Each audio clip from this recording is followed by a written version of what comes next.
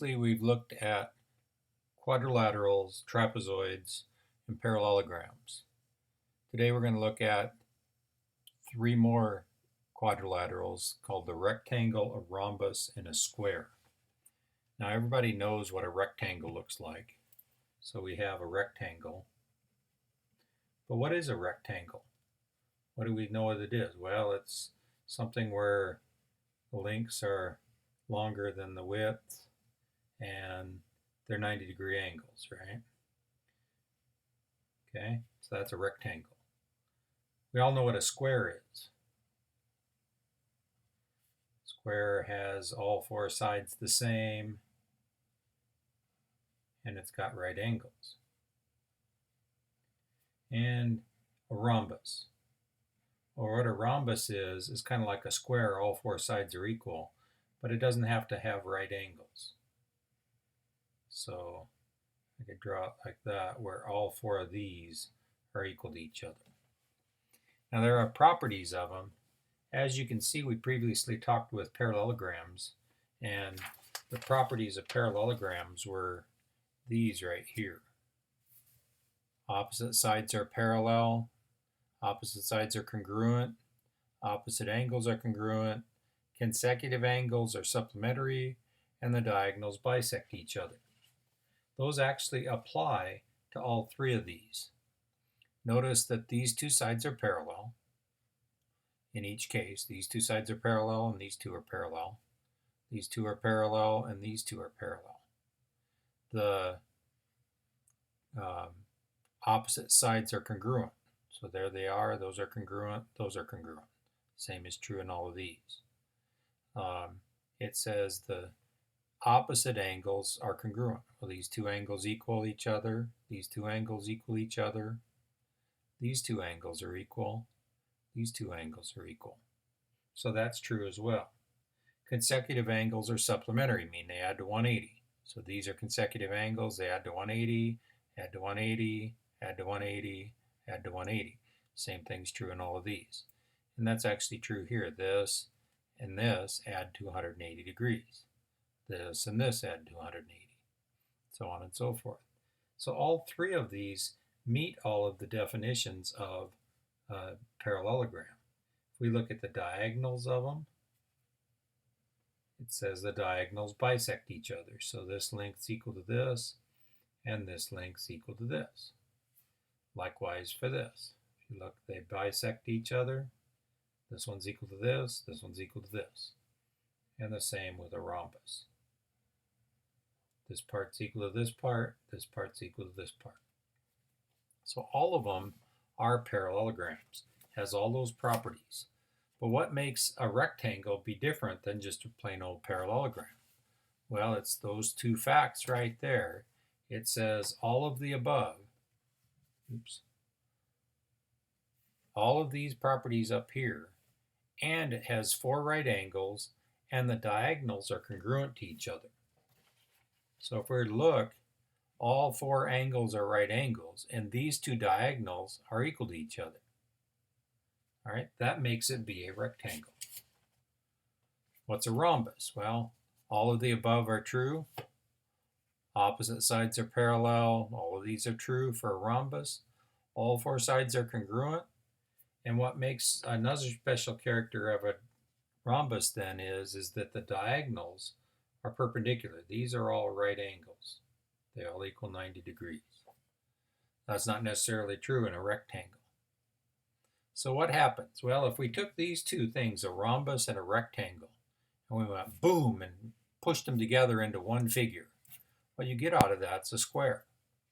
And I showed that on here by this right down here. A square has all of these properties up above. It's got all of these to be a parallelogram, all of these to be a rectangle, all of these to be a rhombus. So a square is all of them put together. All right. And so to tell if you'll have some questions about is a rectangle parallelogram, all you have to do to tell whether that's true is every single square is a rhombus. Everything below is that thing up above. This up here might be one of these, but it doesn't have to be.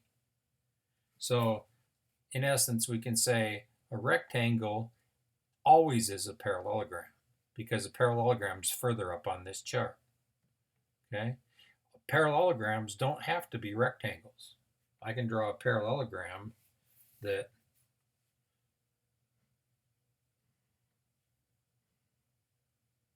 looks like that.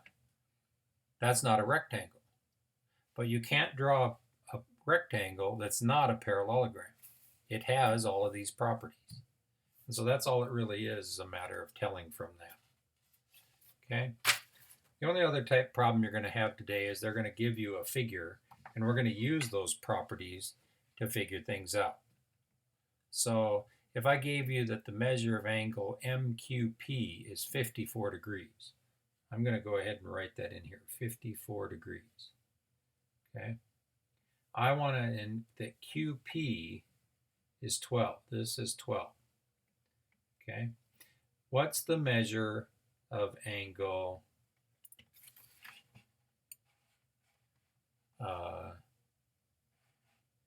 MQM?